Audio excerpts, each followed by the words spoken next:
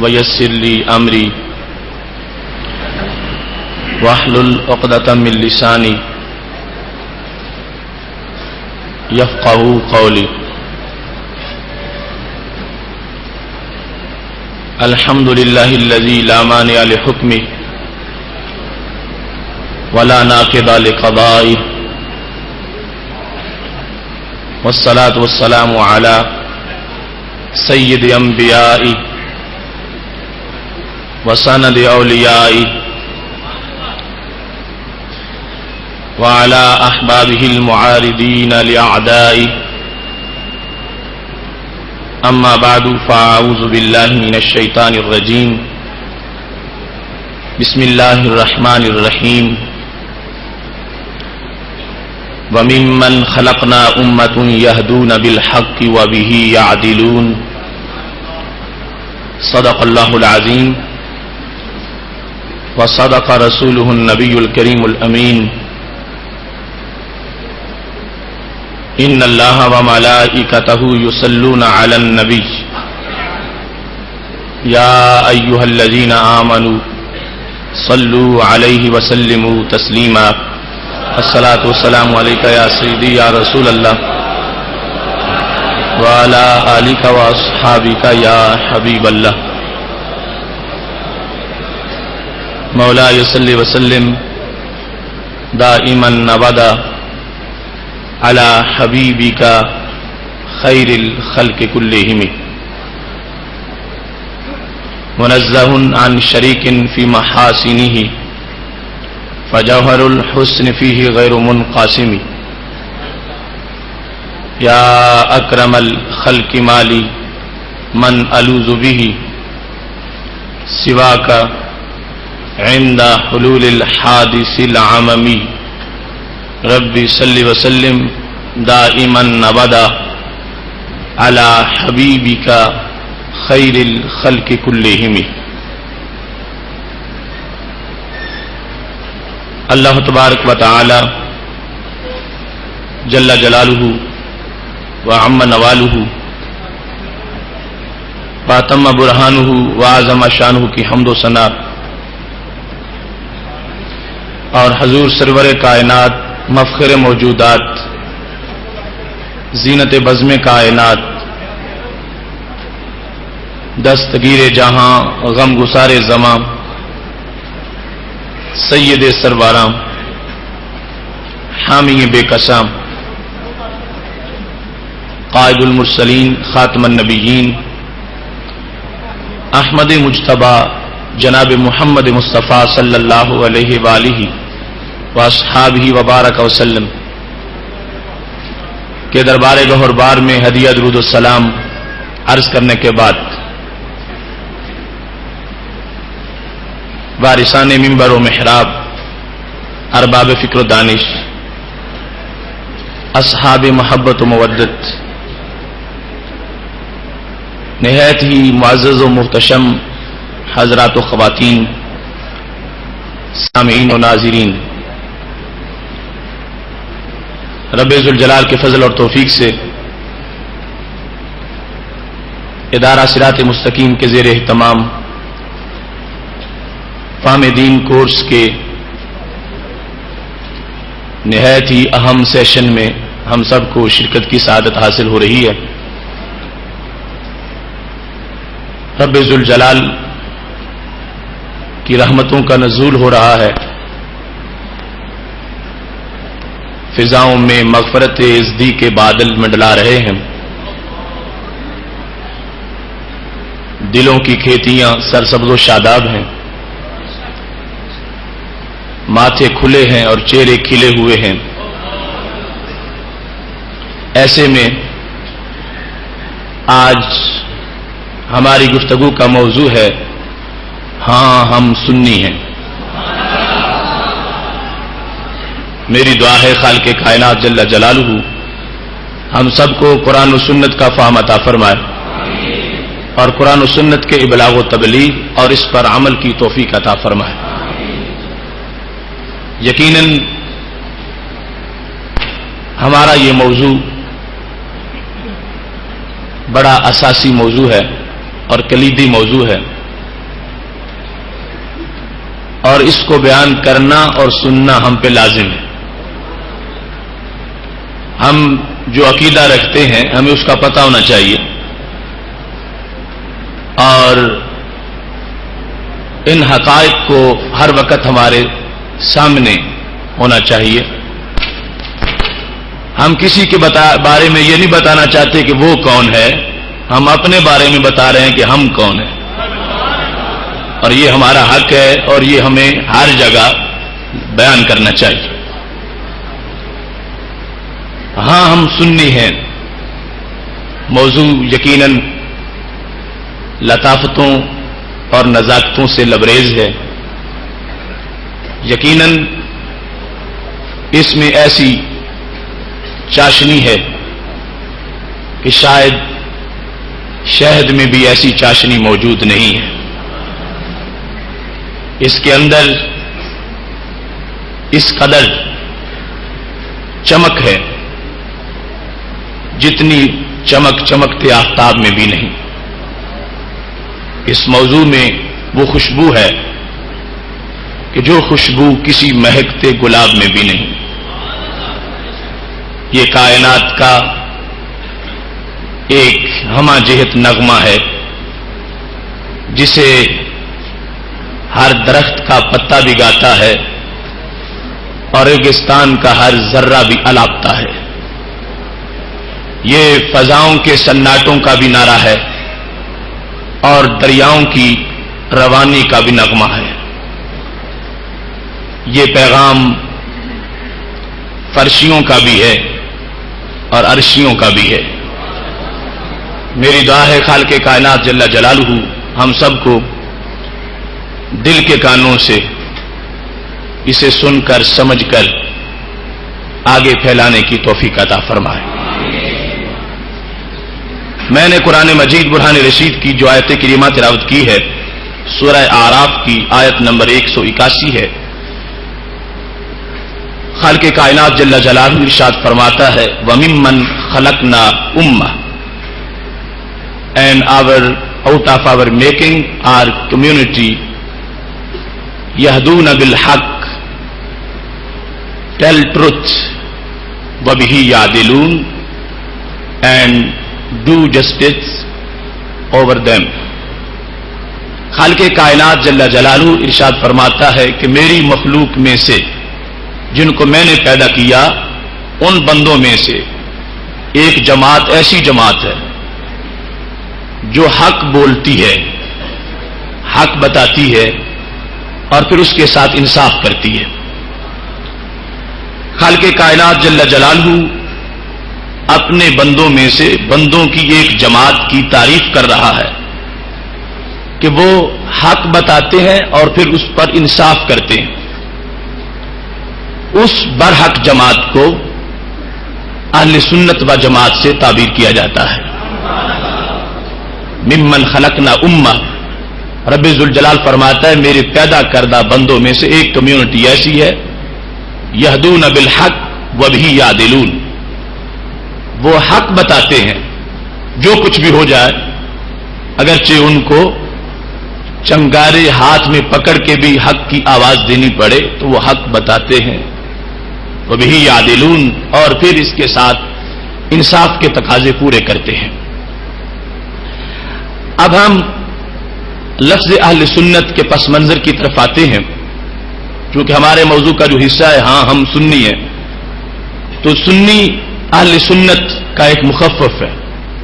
اہل سنت و جماعت یا اہل السنت والجماعت، یہ دونوں طرح اس کو پڑھا جا سکتا ہے. اگر سنت پر الف لام داخل کرنا ہے تو پھر جماعت پر بھی کرنا ہے. اہل السنت والجماعت یا اہل سنت و جماعت، تو جو سنت کی طرف منسوب ہو اس کو سنی کہا جاتا ہے.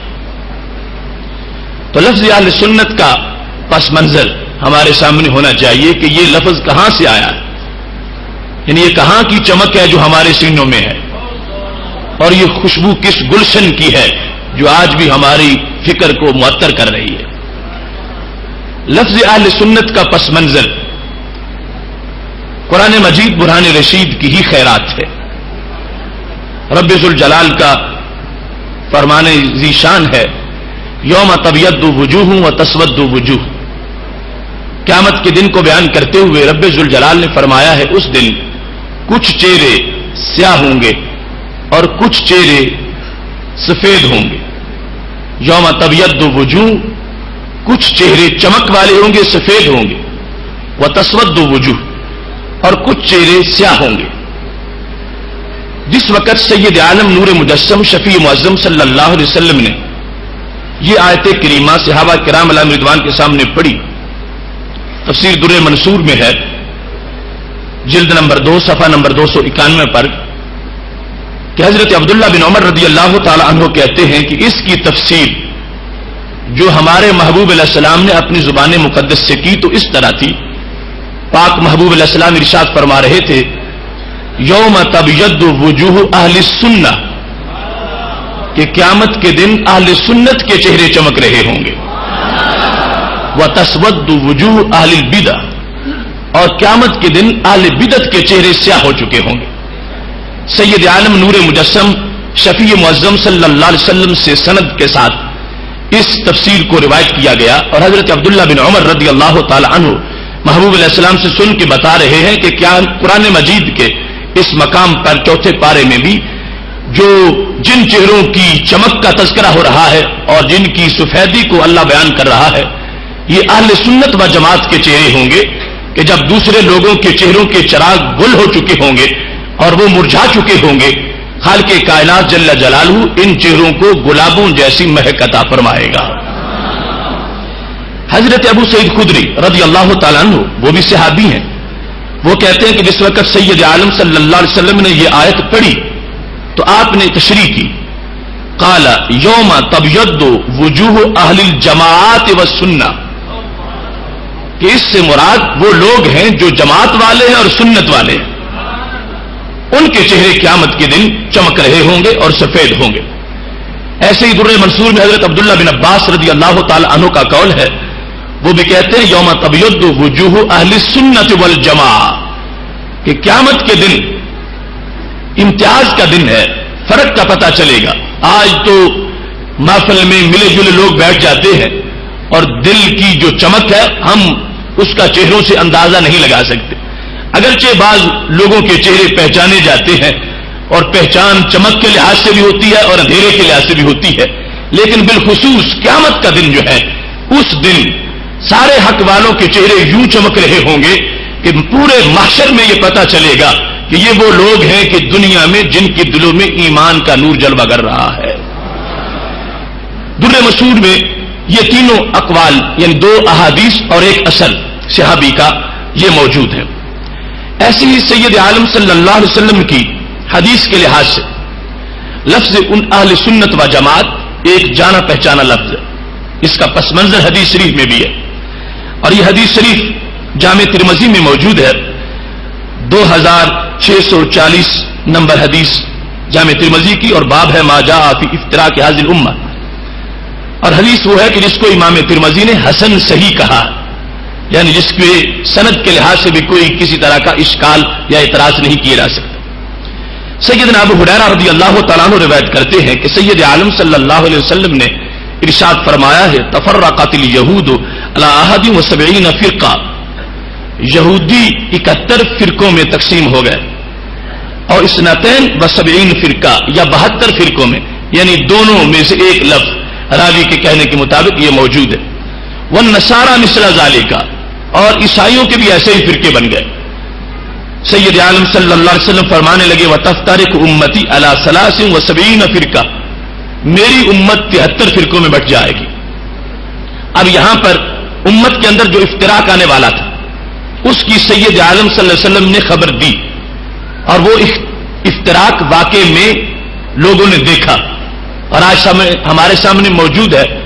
تو اس حدیث شریف سے پہلا ہمیں یہ سبق ملا کہ ہمارے نبی علیہ السلام جو مستقبل کی خبر دیتے رہے سچی خبر دیتے رہے، اور اس وقت کے حالات کے مطابق، حالانکہ اس وقت تو فرقے نہیں بنے تھے، لیکن نبی علیہ السلام نے آج کی بات بتائی تھی، اور جو اس وقت آج کی بات بتائیں ان کے علم کو اللہ کی عطا سے علم غیب کہا جاتا ہے. اور سید عالم صلی اللہ علیہ وسلم نے جو کچھ بعد میں ہونے والا تھا وہ بیان کیا. اور یہاں پر جو لفظ امت آیا ہے اس کی بھی تشریح ہونی چاہیے. کچھ لوگ اس حدیث کا مطلب بیان کرتے ہوئے کہتا ہے کہ ان فرقوں سے مراد وہی یہودیوں کے فرقے ہیں یا عیسائیوں کے فرقے ہیں. ان فرقوں سے مراد وہ فرقے ہیں جو لا الہ الا اللہ محمد الرسول اللہ پڑھنے والوں میں بنے. یہودیوں کے فرقے اور عیسائیوں کے فرقے ان کا یہاں پر تذکرہ ہی نہیں. ان کے مقابلے میں یہ بات بیان ہو رہی.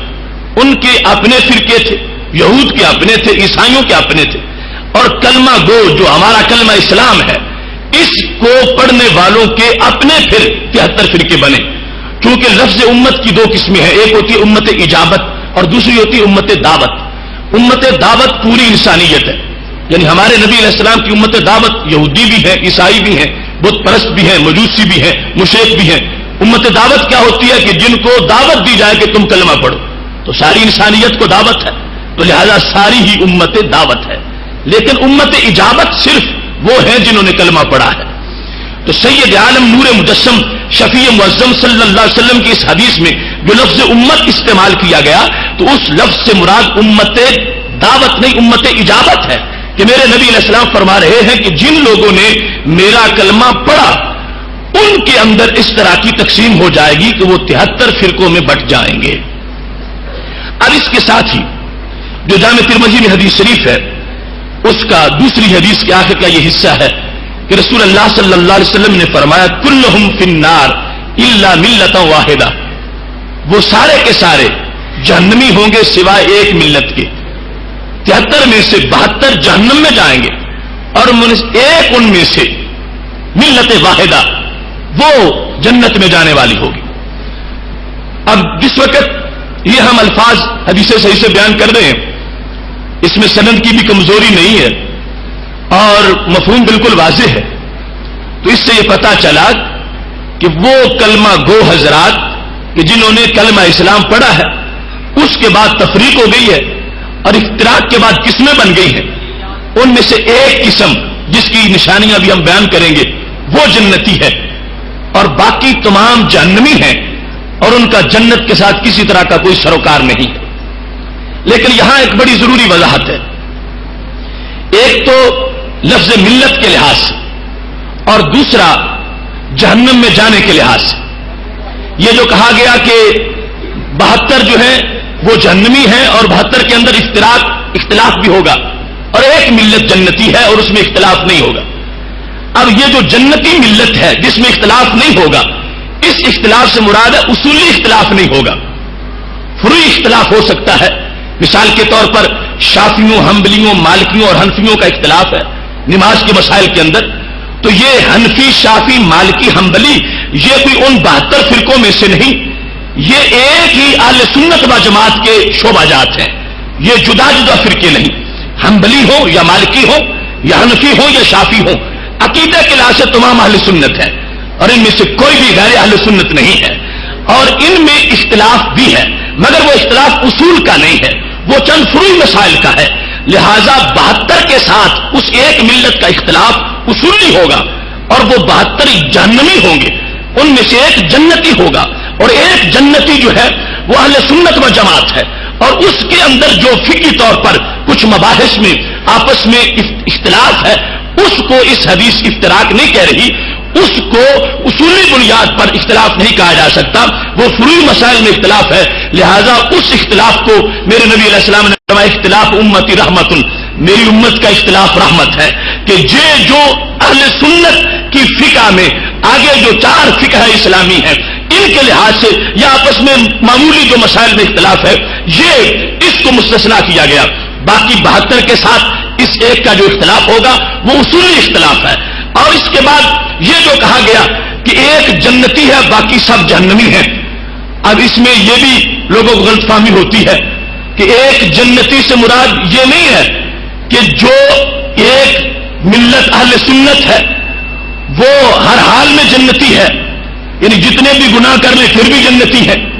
یہاں جنتی اور جہنمی ہونے کا جو فرق بیان کیا جا رہا ہے تو از روئے عقیدہ کے بیان کیا جا رہا ہے کہ سید عالم صلی اللہ علیہ وسلم فرما رہے ہیں عقیدے کے لحاظ سے ان 73 میں سے 72 عقیدے کی بنیاد پر جہنمی ہوں گے اور ان میں سے ایک عقیدے کی بنیاد پہ جنتی ہوگا. اب عقیدے کی بنیاد پر جو جنتی ہے اس میں آگے ہو سکتا ہے کہ اگر کسی کا عمل خراب ہو تو وہ جہنم میں چلا جائے.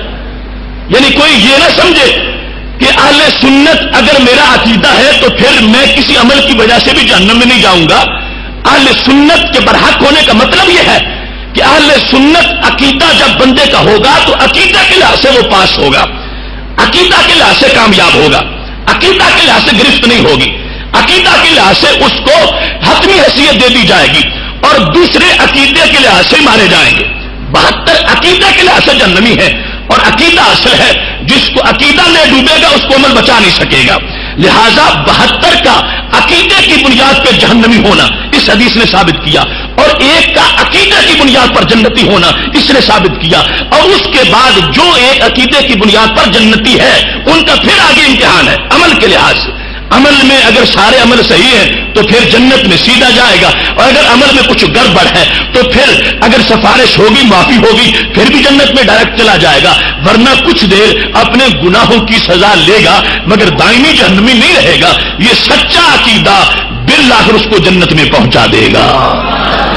لہذا اس حدیث میں بڑا لوگ گڑبڑ کرتے ہیں. ہم نے کئی لوگوں کو یعنی اپنے تین مفکر بنے ہوئے تھے اور اس معنی میں آ کے غلطی کرتے رہے اور یہ کہتے رہے کہ یہ حدیث اس لیے صحیح نہیں ہے کہ پھر تو پتہ یہ چل جائے گا کہ جو سنی ہو جتنا بڑا گناہ گار ہو پھر بھی جنت میں ہی جائے گا. یہ حدیث بالکل سچی ہے اور مفہوم اس کا سچا ہے. یہاں جنتی جو قرار دیا جا رہا ہے تو اہل سنت کو عقیدے کے لحاظ سے جنتی ہے, اور پھر آگے اس میں عمل کا علیحدہ معاملہ ہے. جس کا عمل کا بیڑا بھی پار ہو جائے گا, عمل صحیح ہوگا, عقیدے کے بعد عمل کی حیثیت ہے, بولے عمل کی وجہ سے بھی جنت میں چلا جائے گا, ورنہ اس کا بنیادی کام جنت والا ہو گیا. اب عقیدے میں پاس ہے تو باقی بات معمولی ہے, وہ اعمال کا معاملہ معاف ہو سکتا ہے, عقیدے والا معاملہ معاف نہیں ہوتا. اس واسطے یہ جس کا عقیدے کے لحاظ سے جو پاس ہو گیا ہے بعد میں اگر جہنم میں چلا بھی گیا تو دائمی طور پر نہیں ہوگا, کچھ وقت کے لیے جائے گا اور اللہ اس کو جنت کے شایان شان بنا کے یعنی تطہیر کے لیے جہنم میں بھیجا جائے گا اس کو کہ یہ پاک ہو جائے, جنت کے لائق ہو جائے, تو اللہ تبارک و تعالیٰ پھر اس کو جنت میں داخل فرما دے گا. یہ حدیث شریف اس کا جس وقت سید عالم صلی اللہ علیہ وسلم نے یہ لفظ بولے کہ کلہم فی النار الا ملۃ واحدہ, تو ترجمہ کیا بنا؟ عقیدہ کی بنیاد پر 73 میں سے 72 جہنمی اور عقیدہ کی بنیاد پر ایک ان میں سے جنتی. پوچھا گیا یا رسول اللہ صلی اللہ علیہ وسلم بمن ہے, یا وہ جو ایک جماعت 73 میں سے ملت جس کو آپ نے فرمایا وہ جنتی ہے, ان کا تعارف کیا ہے, علامت کیا ہے, ان کی پہچان کیا ہے؟ تو اس پر میرے نبی علیہ الصلوۃ والسلام فرمانے لگے ما انا علیہ واصحابی, ان کی پہچان یہ ہے کہ ان کا وہی راستہ ہوگا جو میرے اور میرے صحابہ کا راستہ ہے, ان کی وہی پہچان ہوگی, وہی عقیدہ ہوگا. اب آپ نے اس موضوع پہ 2 پہلے لیکچر سنے ہوئے گزشتہ سال اور اس سال بھی, صحابہ کرام علیہم رضوان کا عقیدہ اس سلسلے میں, اور ابھی بھی ایمانی طریق گزشتہ جمعہ تو آپ نے سنا رسالت کو سمجھنے کا. تو ما انا علیہ واصحابی یہ علامت بتائی ہے ہمارے محبوب علیہ السلام نے, اور رب ذوالجلال کا شکر ہے کہ خالق کائنات جل جلالہ نے یہ علامت اہل سنت محدثین مشائخ یا اولیاء یا علماء کوئی نہیں, ہر سنی کو یہ علامت عطا فرمائی ہے. اب اس سلسلہ میں خالق کائنات جل جلالہ کا شکر ہے کہ وہ علامت جس کو اجمال سے محبوب علیہ السلام نے بیان کیا, دوسرے مقامات پر تفصیل بھی آ گئی. الملل والنحل امام محمد بن عبد الکریم شہرستانی کی کتاب ہے, اس میں تمام فرق پر بحث کی گئی ہے اور گنے گئے ہیں کہ وہ کون کون سے ہیں 72 اور 73واں میں سے کون ہے. جلد نمبر 1 صفحہ نمبر 18 پر انہوں نے یہی حدیث کوٹ کی. کہتے ہیں کہ رسول اللہ صلی اللہ علیہ وسلم کا فرمان ہے ستفترق امتی علی 73 فرقہ, کہ میری امت ان قریب 73 فرقوں میں بٹ جائے گی. ان ناجیہ منہا واحدہ, ان 73 میں سے نجات والا ایک ہے. ان ناجیہ منہا واحدہ, 73 میں سے عقیدے کی بنیاد پر نجات پانے والا صرف ایک ہے. والباقون ہلکا, اور باقی سارے ہلاک ہونے والے. ہلکا یا ہلکا اس کو کہہ سکتے ہو, والباقون ہلکا, باقی جتنے ہیں وہ سارے ہلاکت والے ہیں. ان میں سے ایک جو ہے وہ ناجیہ, ناجیہ کا معنی نجات پانے والی جماعت. پوچھا گیا ومن الناجیہ, یا رسول اللہ صلی اللہ علیہ وسلم آپ بیان فرما دو وہ ناجیہ کون ہوگی؟ ناجیہ پارٹی کون ہے؟ نجات والی کون ہے جو عقیدے کی وجہ سے جہنم سے بچ جائے گی؟ وہ کون سی جماعت ہے؟ تو میرے محبوب علیہ السلام کے لفظ تھے اہل السنت والجماعہ. یہ الملل والنحل کے اندر یہ الفاظ موجود ہیں. قال اہل السنت والجماعہ کہ سید عالم نور مجسم شفیع معظم صلی اللہ علیہ وسلم نے فرمایا عقیدے کی بنیاد پر جو جنت کے مستحق ہوں گے وہ اہل سنت و جماعت ہیں. قیل وما السنت والجماعہ. تو پھر پوچھا گیا وہ سنت اور جماعت کیا ہوتی ہے؟ سنت اور جماعت کا مطلب کیا ہے؟ تو اس کی وضاحت میں میرے نبی علیہ السلام نے فرمایا ما انا علیہ الیوم واصحابی. آج ہم جس رستے پہ موجود ہیں کل اس کو اہل سنت کہا جائے گا. الیوم کا لفظ یہ بول کر کہ آج اگرچہ لفظ اہل سنت اتنا متعارف نہیں ہے، الیوم آج جس رستے پر ہم ہیں وہی کل کو اہل سنت کہلوائے گا، اسی کو سنی کہا جائے گا. تو سید عالم نور مجسم شفیع معظم صلی اللہ علیہ وسلم نے واضح طور پر اس لفظ کو بیان کیا. لہذا جب ہم پہ یہ لفظ بولا جاتا ہے سنت و جماعت کا تو یہ وہ ہے جو شروع سے ہمارے لیے محبوب علیہ الصلوۃ والسلام نے پسند فرمایا ہے. تیسرے نمبر پر امام نصر بن محمد سمرقندی جن کا وصال 383 ہجری میں ہوا، یعنی متقدمین میں سے ہیں، ان کی کتاب ہے تنبیہ الغافلین. اس کے صفحہ نمبر 319 پر اسی حدیث کو انہوں نے جب ذکر کیا کہتے ہیں کہ رسول اللہ صلی اللہ علیہ وسلم نے فرمایا افترقت بنو اسرائیل علی 71 فرقہ.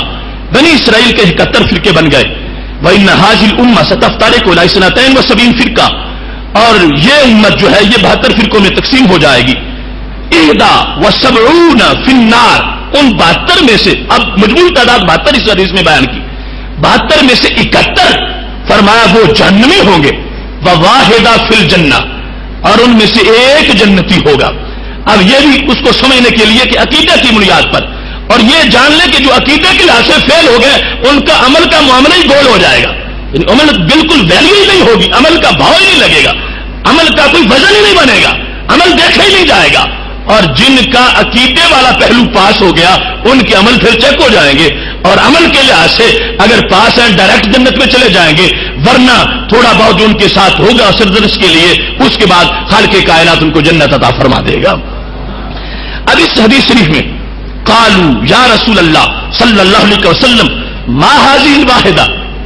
صحابہ نے پوچھا یا رسول اللہ صلی اللہ علیہ وسلم وہ ایک جس کو آپ جنتی قرار دے رہے ہو وہ کون سی جماعت؟ قال اہل السنت والجماعہ.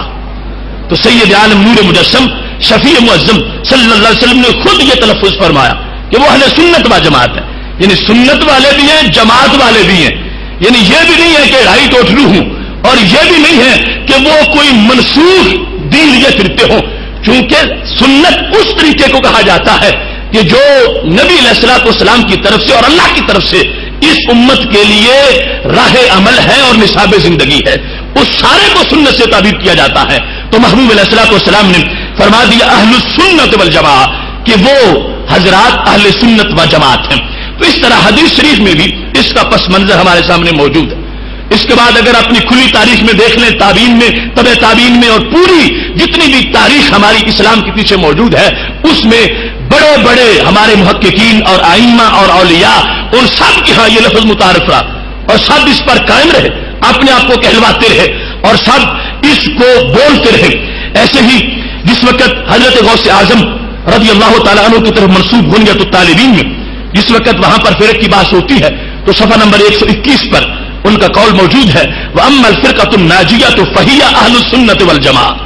حضرت غوث پاک فرماتے ہیں جو ناجیہ فرقہ ہے وہ اہل سنت و جماعت ہے. 5ویں نمبر پر نسیم الریاض شرح شفا، اس میں امام شہاب الدین خفاجی جلد نمبر 4 اور صفحہ نمبر 154 پر وہ ارشاد فرماتے ہیں الناجیہ منہا واحدہ. اس حدیث کی تشریح کرتے ہوئے کہتے ہیں اجل فرقۃ الناجیہ من هذه الفرق فرقۃ واحدہ وهم اہل السنت والجماعہ. کہ ان فرقوں میں سے نجات والی ایک ہی جماعت ہے اور وہ اہل سنت و جماعت ہے. اور ان کی شان کیا ہے؟ المتمسکون بکتاب اللہ و سنت رسولہ صلی اللہ علیہ وسلم. وہ کتاب یعنی قرآن مجید سے بھی اپنا تعلق قائم کیے ہوئے ہیں اور سنت نبوی سے بھی اپنا تعلق قائم کیے ہوئے ہیں. اس بنیاد پر ہی ان کو اہل سنت کہا جاتا ہے. نمبر 6 ملا علی قاری نے مرکات شرح مشکات جلد نمبر 1 صفحہ نمبر 248 پر یہ کہا ہے فلا شک ولا ریب انہم ہم اہل السنت والجماعہ. اس حدیث کی شرح میں جو میں نے سب سے پہلے پڑھی ہے کہتے اس میں کوئی ریب نہیں, کوئی شک نہیں, یقیناً جن کو رب ذوالجلال نے عقیدے کی بنیاد پر جنتی کہا ہے وہ طبقہ, وہ جماعت اہل سنت و جماعت ہے. اختصار سے یہ 6 حوالہ جات میں نے لفظ اہل سنت کے لحاظ سے پہلے رسول اللہ صلی اللہ علیہ وسلم کی زبان سے اور پھر امت کے مختلف شیوخ کے لحاظ سے میں نے آپ کے سامنے ان کو پیش کیا ہے. اب یہاں ایک بڑی اہم بات ہے, ضمناً یہ بھی سامنے آ گیا کہ سنی کون ہوتا ہے. ما انا علیہ و اصحابی, یہ جملہ ہے ہمارے نبی علیہ السلام کا, اور پھر اسی کے ساتھ یہ وضاحت ہو گئی کہ سنت اور جماعت دونوں کے ساتھ وہ متعلق ہوتے ہیں, اور صحابہ والا رسول اللہ صلی اللہ علیہ وسلم والا طریقہ ان لوگوں کے پاس موجود ہوتا ہے. اور یہ شان ہے اس طبقہ کی کہ جس کو خالق کائنات جل جلالہ نے عقیدے کی بنیاد پر محبوب علیہ الصلوۃ والسلام کے ان کے جنتی ہونے کا اعلان کروایا ہے. اب یہاں پر یہ بات بھی بڑی قابل غور ہے, کیا سنی کہلوانا ضروری ہے یا ضروری نہیں؟ اس سلسلہ میں بھی بہت لہدے ہوتی ہے, اور یہاں تک کہ قرآن مجید کی آیات لوگ پڑھتے ہیں, ہوا سماکم المسلمین, اللہ نے تمہارا نام مسلمان رکھا ہے, بس مسلمان کہلوانا کافی ہے, یا اہل سنت کہلوانا اس کی کوئی ضرورت نہیں ہے. اور کچھ کہتے ہیں ضرورت نہیں, کچھ کہتے ہیں جائز ہی نہیں, اور کچھ کہتے ہیں اگر ہم کہیں, ہمیں کوئی کہے تو ہمیں وحشت ہوتی ہے. ہم اس بات کو واضح کرنا چاہتے ہیں کہ اہل سنت کہلوانا بعض اوقات میں فرض ہوتا ہے, اور اس کے لحاظ سے ہمارے پاس صحابہ سے لے کر ایسی آراء موجود ہیں کہ ایک ہمارا انٹرنیشنل تعارف ہے دوسرے دینوں کے برابر, یہود و نصارہ کے مقابل ہمارا نام مسلم اور مومن ہے. اور اپنے گھر میں جس وقت اسلام کی چھتری کے نیچے کچھ غلط لوگ آباد ہو گئے اور انہوں نے بھی کہا یہ ہماری چھتری جو اسلام ہے, تو ان لوگوں سے اور ان چوروں سے اپنے آپ کو واضح کرنے کے لیے کہ ہم چور نہیں ہیں, ہم اصل دیندار ہیں, ہم نے اس کلمہ کی چھتری کے نیچے اپنی پہچان کروائی کہ کچھ لوگ اس چھتری میں چھپے ہوئے ہیں اور ہمارا ان کا فرق ہے. اس واسطے فرق واضح کرنے کے لیے ہم نے اپنے آپ کو اہل سنت کہلوانا شروع کر دیا. اس سلسلہ میں بڑی اہم بات صحیح مسلم شریف میں موجود ہے. مسلم شریف کے اندر یہ حدیث شریف موجود ہے جلد نمبر 1 صفحہ نمبر 27 پر کہ ابھی صحابہ کرام علیہ رضوان کا زمانہ تھا. اب دیکھنا کہ کہاں سے یہ امتیاز ضروری ہو گیا تھا. ایک ہوتی ہے فرقہ واریت, ایک ہوتا ہے امتیاز. فرقہ واریت بری چیز ہے, مگر حق باطل کا نکھار یہ لازم ہے. فرقہ واریت درست نہیں, مگر کھوٹے کھڑے کی پہچان یہ سنت الہی ہے. ما کان اللہ لیذر المؤمنین علی ما انتم علیہ حتی یمیز الخبیث من الطیب. مسجد نبوی شریف میں 2 قسم کے لوگ موجود تھے, ایک دل سے بھی مانتے تھے, دوسرے صرف زبان سے مانتے تھے. جب صرف زبان والوں نے نبی علیہ السلام کے علم غیب پر اعتراض کر دیا تو اللہ تعالیٰ نے فرمایا ہم ان کو مسجد میں نہیں پڑھنے دیں گے نماز, ان کو نکالیں گے, یہاں وہ پڑھے گا محبوب جو تمہاری شان کو مانے گا. اس موقع پر اللہ نے فرمایا حتی یمیز الخبیث من الطیب, ہم پاک اور پلید جدا جدا کر کے چھوڑیں گے. یمیز کا لفظ, امتیاز اور تمیز کا لفظ بولا, کھڑے کھوٹے کو واضح کرنا, دودھ کا دودھ اور پانی کا پانی کرنا, یہ فرقہ واریت نہیں, یہ قرآن کا حکم ہے اور یہ سنت الہی ہے. اور اس روش کو لے کے ہم آگے چل رہے ہیں کہ خالق کائنات جل جلالہ نے خود ان لوگوں کو جن پر اس وقت مومن کا لفظ بولا جاتا تھا فرمایا ان میں کچھ گندے ہیں کچھ ستھرے ہیں. ستھرے ہیں صحابہ اور گندے ہیں منافق, لہذا ان کو مسجد سے نکالا جائے گا. اور یہ امتیاز جو اللہ نے کیا, اسی امتیاز کے پیش نظر ہماری یہ گفتگو ہے کہ ہم اپنے آپ کو اہل سنت کہلوا کے اپنا امتیاز کروانا چاہتے ہیں کہ ہم وہ نہیں ہیں کہ جو زبان سے کلمہ پڑھیں اور دل میں عداوت بھی رکھیں, ہم اندر باہر سے پوری طرح ان کو ماننے والے ہیں.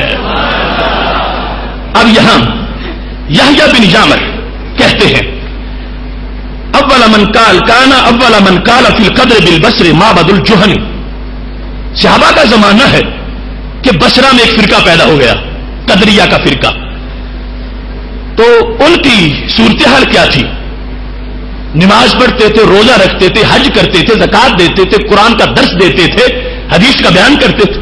کوئی ہمارا ان کا ایسا معاملہ نہیں تھا کہ جہاں بندہ دیکھنے والا کہہ سکے کہ یہ ان میں کمی موجود ہے, کوئی کمی نہیں تھی. سب کچھ مکمل طور پر اڈاپٹ کرنے والے ہیں اور ہر چیز کی پریچنگ میں مصروف رہتے ہیں. بلکہ حدیث میں لفظ مسلم میں یتقفرون العلم کہ علم کے بڑے دل دادا تھے، دھنی تھے، دن رات درس قرآن اور دن رات بیان اور دن رات نیکیوں کی دعوت وہ دیا کرتے تھے. لیکن صحابہ نے کہا کہ یہ قوم صحیح نہیں، غلط ہے کلمہ گو، پڑھتے لا الہ الا اللہ محمد رسول اللہ، لیکن صحابہ نے کہا کہ ان کا فرق کروانا چاہیے کہیں سے جا کے. یحییٰ بن یعمر وہ صحابہ سے فرق کروانا چاہتے ہیں، کہتے ہیں ہم بصرہ میں رہتے ہیں، ہمیں مصیبت پڑ گئی ہے، ہمارے پاس ایک قوم پیدا ہو گئی ہے، قرآن بھی ان کے پاس ہے، سنت بھی، نماز بھی، روزہ بھی، اور ہیں وہ پرلے درجے کے مردود. ہم جائیں تو کدھر جائیں؟ کوئی فرق ہی نہیں پتا چل رہا کہ کھرا کون کیا ہے، کھوٹا کیا ہے، جھوٹا کون ہے، سچا کون ہے. یحییٰ بن یعمر کہتے ہیں میں اور حمید بن عبد الرحمن ہم دونوں حج کرنے کے لیے مکہ شریف گئے، تو ہم نے کہا شاید ہمیں کاش کے کوئی صحابی مل جائے تو ہم ان سے کوئی فیصلہ کروائیں کہ ہمارا مسئلہ حل کرو. ہمیں تو وہاں پہ کلمے کی مار پڑ رہی ہے کہ ہیں دین کے چور اور کلمہ ہمارا پڑھتے ہیں دین کے چور اور درس قرآن ہمارے قرآن سے دیتے ہیں اور اسی حدیث کو بیان کرتے ہیں. کہتے ہیں جس وقت یحییٰ بن یعمر کہ ہم مسجد حرام میں پہنچے تو ہمیں صحابہ میں سے حضرت عبداللہ بن عمر مل گئے. حضرت عمر فاروق رضی اللہ تعالیٰ عنہ کے صاحبزادے عبداللہ بن عمر رضی اللہ تعالیٰ عنہ کہتے ہم تو ان کو چمٹ گئے، ایک دائیں طرف سے ہو گیا، ایک بائیں طرف سے ہو گیا، اور ہم نے گھیر لیا کہ ابن عمر ہمارا مسئلہ حل کرو. کس انداز میں ہم نے ان کو تعارف کروایا. کہتے ہیں کہ ہم نے کہا کہ ظاہرہ قبلنا ناس، ہمارے ہاں کچھ لوگ ظاہر ہوئے ہیں، جس طرح تم دیکھتے ہو کہ کچھ ظاہر ہو جاتے ہیں، پہلے چھپے ہوتے ہیں اور پھر ظاہر ہو جاتے ہیں. کہنے لگے ظاہرہ قبلنا ناس، ہمارے ہاں کچھ لوگ ظاہر ہو گئے ہیں. یقرؤون القرآن، پہلی شان ان کی یہ ہے کہ قرآن پڑھتے ہیں. مطلب یہ ہے کہ تعارف کروانا چاہتے ہیں کہ قرآن پڑھتے ہیں. یہ نہ سمجھو کہ قرآن کے منکر ہیں، اگر قرآن کے منکر ہوتے تو ہم خود فیصلہ ان کا کر لیتے. قرآن پڑھتے ہیں. وَيَتَقَفَّرُونَ الْعِلْمَ، اور قرآن و حدیث کے بڑے عاشق ہیں، پڑھاتے بھی ہیں. پھر انہوں نے بڑی شان تقویٰ پرہیزگار بھی ان کا بیان کیا. لیکن ابن عمر ایک بات پر ہمیں وہ کڑوے لگتے ہیں، ایک بات پر کلمہ ہمارے ہی پڑھتے ہیں، لیکن یزعمون اللہ قدرہ، وہ کہتے ہیں کہ ہم تقدیر نہیں مانتے. وَأَنَّ الْأَمْرَ أُنْفٌ، ان کا یہ عقیدہ ہے کہ جب کوئی واقعہ ہو جائے تو جیسے ہمیں پتہ چلتا ہے ایسے رب کو بھی پتہ چلتا ہے. جبکہ ہمارا یہ عقیدہ ہے نا کہ اللہ کو ازل سے سب کچھ پتہ ہے. تو یہ قدریہ فرقے کی بنیاد تھی. معبد جوہنی کا فرقہ جو ان کا لیڈر تھا، انہوں نے بصرہ سے تبلیغ شروع کی. ہاتھ میں قرآن ہے، حدیث ہے، تقویٰ ہے، پرہیزگاری ہے، نماز ہے، روزہ ہے، حج ہے، زکات ہے، کوئی فرق نہیں، اور ہیں دین کے چور. اب امتیاز کی ضرورت تھی. اگر یہ ہوتا کہ صرف کلمہ کافی ہے تو کلمے کے سائے میں تو ایسے بھی منحوس آ گئے تھے، تو اب ان سے امتیاز ضروری تھا. جب کہیں کسی مشترکہ نام میں کوئی گڑبڑ ہو جائے تو فوراً اپنے کھاتے جدا کر لیتے ہو، میری کمپنی کا اس کے ساتھ کوئی تعلق نہیں ہے، تاکہ اس کے گناہ میرے اوپر نہ پڑ جائے. یہ سبب تھا کہ جب اس کلمے کی چھتری کے نیچے صحابہ کے زمانے میں ایسے مردود پیدا ہو گئے، نمازی بھی ہے، روزے دار بھی ہے، سب کچھ ہے، مگر انہوں نے کہا ایک بات ہم نہیں مانتے، تقدیر نہیں مانتے. وَأَنَّ الْأَمْرَ أُنْفٌ، جیسے حادثہ ہو تو ہمیں پتہ چلتا ہے، ایسے ہی ہمارے رب کو بھی پتہ چلتا ہے، ازل میں کچھ بھی نہیں لکھا ہوا. یہ ان لوگوں کی ایک خرابی تھی جس کی بنیاد پر صحابہ نے برداشت نہیں کیا. ان کو نہ ان کا کلمہ دیکھا، نہ ان کی نماز دیکھی ہے، نہ ان کا روزہ دیکھا ہے، اور نہ ان کا حج دیکھا ہے، نہ ان کی زکات دیکھی ہے. میں صحیح مسلم کے ان الفاظ سے پوری ذمہ داری سے یہ کہہ رہا ہوں، اگر کوئی شخص مجھے نیرو مائنڈڈ کہتا ہے تو ابن عمر کو تو نہیں کہہ سکتا. حضرت عبداللہ بن عمر رضی اللہ تعالیٰ عنہ تو کھلے دماغ والے ہیں.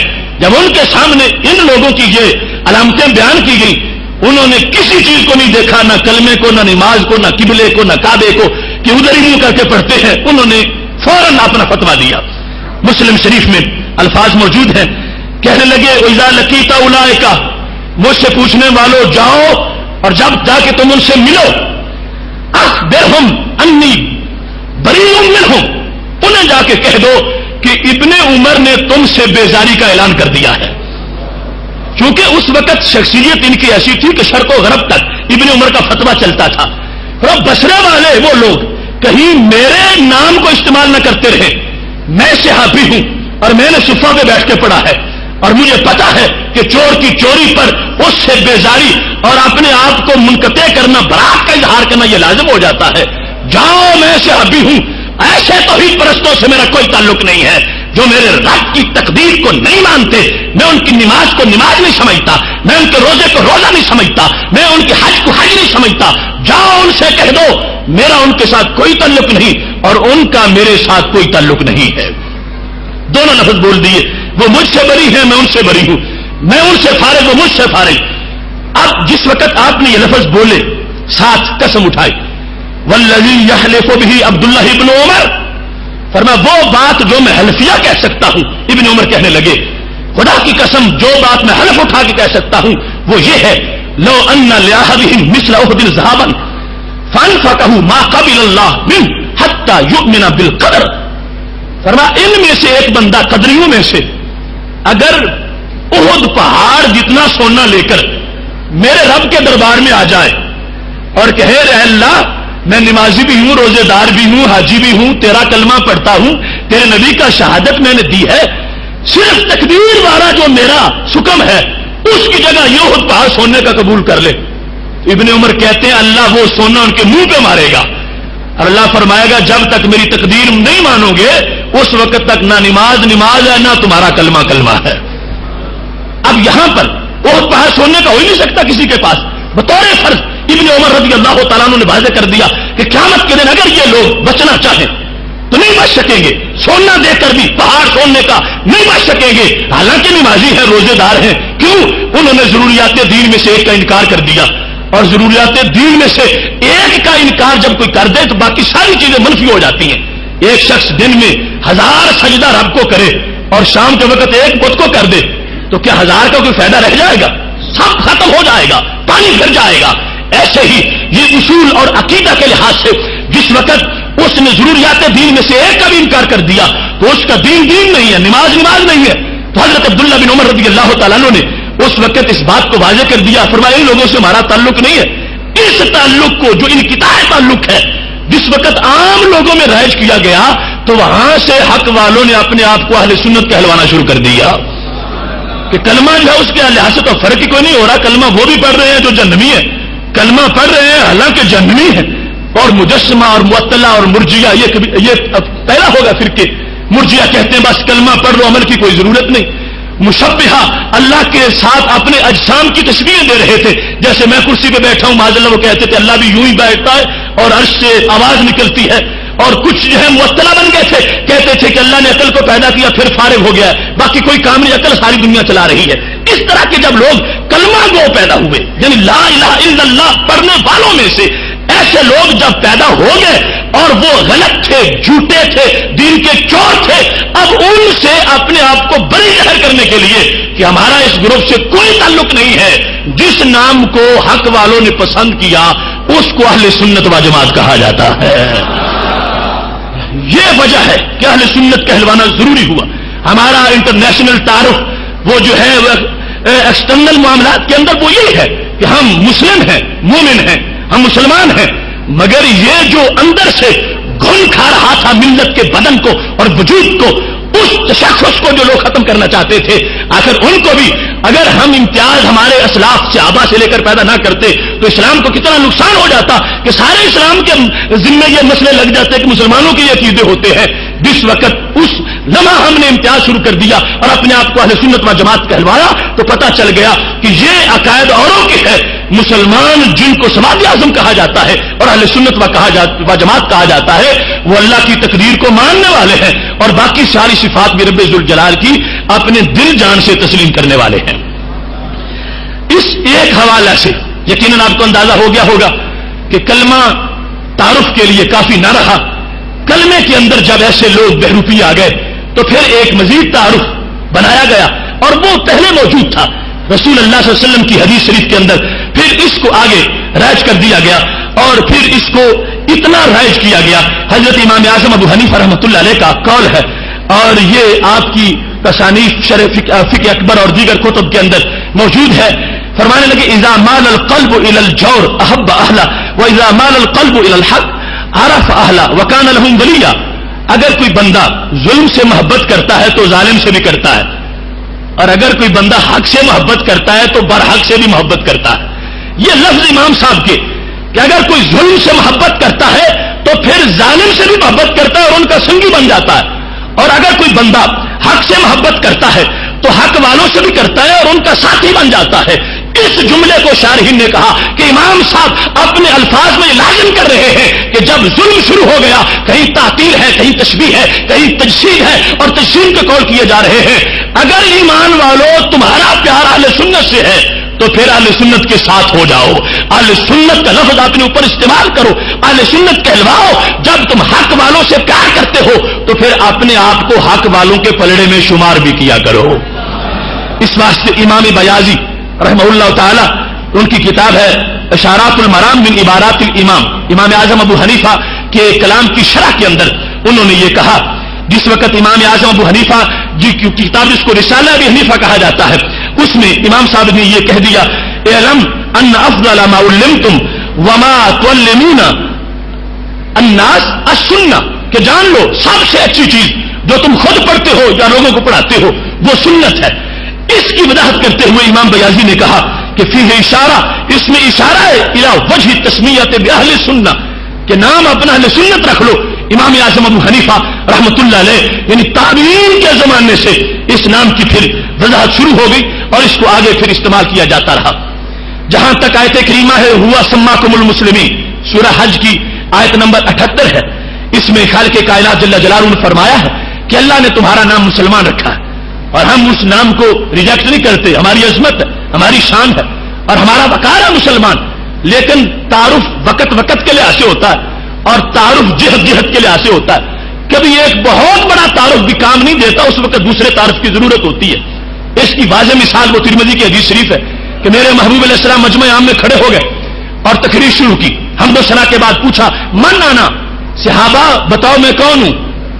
تو جواب آیا انت رسول اللہ صلی اللہ علیہ وسلم، آپ اللہ کے رسول ہیں. اب یہ تعارف واضح تھا نا، سرکار کو اللہ کا رسول کہنا یہ ہمیشہ کہا جاتا تھا اور کہا جاتا ہے، لیکن اس دن کچھ پس منظر اور تھا، اس جلسے کا موضوع کے سبب کچھ اور تھا، پیچھے تحریک کوئی اور تھی. جب صحابہ نے یہ کہا انت رسول اللہ صلی اللہ علیہ وسلم تو سرکار نے اس جواب پہ اکتفا نہیں کیا بلکہ اپنا جواب دیا. کیا فرمایا؟ آنا محمد ابن عبداللہ ابن عبد المطلب، میں محمد ہوں، ابا جی عبداللہ ہیں، دادا جان عبد المطلب ہے. اب سرکار کو اللہ قرآن میں کہے محمد الرسول اللہ صلی اللہ علیہ وسلم تو یہ تعارف پر کافی تھا، اکتفا کر جاتے کہ صحابہ تم نے مجھے وہ کہا جو مجھے رب کہتا ہے. لیکن فرمایا نہیں، آج مجھے ایک اور تعارف کی ضرورت ہے کہ پیچھے منافقین نے میرے گھرانے پہ تنقید کی ہے اور میں بتانا چاہتا ہوں کہ میں محمد رسول اللہ ہوں تو پھر بھی عظیم ہوں اور محمد بن عبداللہ ہوں تو پھر بھی عظیم ہوں. اب اتنا بڑا جو انٹرنیشنل تعارف تھا ہمارے محبوب علیہ السلام کا رسول اللہ، اس کے ہوتے ہوئے بھی نئے تعارف کی ضرورت پڑی اور اس کو جائز سمجھا گیا اور نبی علیہ السلام نے زبان سے خود بیان کیا. اس واسطے ہمیں بھی قرآنی تعارف سے انکار نہیں ہے، ہم مسلمان ہیں، مومن ہیں، مگر جب چوروں کی شناخت کروانی ہو تو ہمیں اپنے آپ کو سنی نہیں کہلوانا پڑے گا. وقت کی ضرورت ہے، احساس ہے، طبقات ہے، یہ ہمارے دلائل ہے، یہ قرآن و سنت ہے. یہ جامع ترمذی کی حدیث شریف ہے جس میں سید عالم نور مجسم شفیع معظم صلی اللہ علیہ وسلم نے واضح طور پر ارشاد فرما دیا. 3608 نمبر ہے حدیث شریف کا، ترمذی کے اندر یہ موجود ہے. یہ بیان کرنا مقصود تھا کہ لوگ مجھے رسول کہہ کے صرف عظیم نہ سمجھے، میرے ابا جی جیسا کسی کا باپ نہیں ہے اور میرے دادا جیسا کسی کا دادا نہیں ہے. پھر پوری تخلیق اپنی بیان کر دی اور پھر انا خیرہم بیتا و خیرہم نفسا. لوگوں اس دنیا پر اللہ تبارک نے میری ذات تو ذات نہیں، میرے گھر جیسا کسی کا گھر بھی پیدا نہیں فرمایا. اب یہ الفاظ جب رسول اللہ صلی اللہ علیہ وسلم کہا گیا تو تعارف کافی تھا اور بڑا تعارف تھا، لیکن پھر بھی دوسرا تعارف ضرورت کیونکہ تھی تو کروایا گیا. ایسے ہی ہم مسلمان ہیں، مومن ہیں، لیکن جس وقت ایسی گڑبڑ ہو رہی ہو تو اس وقت یہ فرض ہو گیا ہے کہ ہم اپنی شناخت اس لحاظ سے بھی کروائیں جس لحاظ سے شروع سے شناخت کی جا رہی ہے. اب یہاں پر یہ بات بڑی قابل غور ہے. میں صوفیاء کا ایک اور علماء کا اور امت کے جو ہمارے ہیرے ہیں اور ہیرو ہیں ان کے لحاظ سے بھی بیان کرنا چاہتا ہوں کہ جن کے دسترخوان پوری کائنات کے لیے تھے، اس بات میں وہ بھی امتیاز ضرور کرتے تھے کہ ہم سنی ہیں اور ہم سنی ہیں اور ہم ہی سنی ہیں اور ہم سنی ہیں. وہ انداز تھا ان کی کتابوں کے اندر آج تک موجود ہے. اب دیکھو حضرت غوث پاک رحمۃ اللہ علیہ، ان سے بڑا پیر کون ہوگا، ان سے بڑا صوفی کون ہوگا، ان سے بڑا ولی کون ہوگا؟ انہوں نے خود کہا اما الفرقۃ الناجیہ وہی اہل السنت والجماعہ، کہ نجات والوں کا نام اہل سنت و جماعت ہے. تو یہ غوث پاک نے نام ضروری سمجھا. اگر یہ جائز نہ ہوتا تو غوث کیوں لیتے، اور اگر اس کا استعمال کبھی ہوتا قرآن و سنت کے خلاف ہوتا تو غوث کیوں ایسا کرتے؟ انہوں نے کہا کہ یہ اہل سنت و جماعت ہے. اور پھر خطہ پاک و ہند میں سجدوں کے بیج بونے والے حضرت داتا گنج بخش اجمیری رحمت اللہ علیہ کشف المحجوب شریف میں وہ کہتے ہیں اتفاق میان اہل سنت و جماعت. جس وقت ایمان کا مسئلہ بیان کرتے ہیں کہ ایمان تصدیق قلبی کا نام ہوتا ہے، زبان سے تو اقرار کیا جاتا ہے، اس کو بیان کرتے ہوئے کہنے لگے اتفاق میان اہل سنت و جماعت، کہ یہ سارے اہل سنت و جماعت کا اتفاقی عقیدہ ہے. تو حضرت داتا گنج بخش اجمیری رحمت اللہ علیہ کو جس ٹائٹل کی ضرورت ہو تو ہم اس سے بے نیاز کیسے ہو سکتے ہیں؟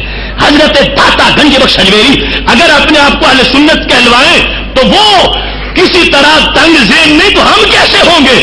وہ جس رستے پہ چل کے ولی بنے ہیں اور جنت میں پہنچے ہیں، ہم نے اسی رستے کو اہل سنت و جماعت سمجھا ہے، لہذا وہ چلے ہیں اور اپنے آپ کو اہل سنت کہلوایا ہے. لہذا یہ ہے شعور شروع سے لے کر اہل حق کا کہ یہ باقاعدہ بولا جاتا رہا. لہذا ان لوگوں کی سوچ غلط ہے جو یہ کہتے ہیں کہ دین دریا ہے اور مسالک بہتی نہریں ہیں. لوگوں نے دریا کو چھوڑ کر نہروں کو بچانا شروع کر دیا. انہوں نے ہمارے فرقے کو نہر کہا، ہماری جماعت کو نہر کہا. میں کہتا ہوں ہم نہر نہیں، ہم بحر ہیں اور ہم وہ دریا ہے، سمندر ہے کہ جس کو اسلام بھی کہا جاتا ہے اور آج اسی کو اہل سنت بھی کہا جاتا ہے.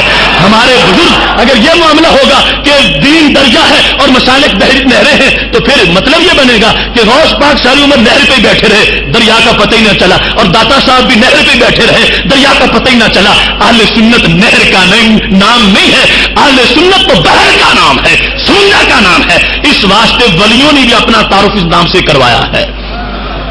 ایسے ہی تیسرے نمبر پر حضرت مجدد الفسانی رحمۃ اللہ علیہ کا قلم جو اٹھتا ہے تو کمال کرتا ہے. آپ نے مکتوبات شریف جلد نمبر 1 اور جز 2 صفحہ نمبر 72 پر یہ فرمایا ہے شک نیست کہ فرقہ ملتزم اتباع اصحاب سرور صلی اللہ علیہ وسلم اہل سنت و جماعت. مجدد الفسانی جن کو منکرین جو آج ہم سے یہ نام چھیننا چاہتے ہیں اہل سنت والا یا کوئی دوسرا نام جو جعلی ہے وہ اپنا منوانا چاہتے ہیں، اور وہ لوگ اپنے فتاوی کے اندر مجدد صاحب کو سید الطائفہ لکھتے ہیں کہ سارے ولیوں کے سردار مجدد.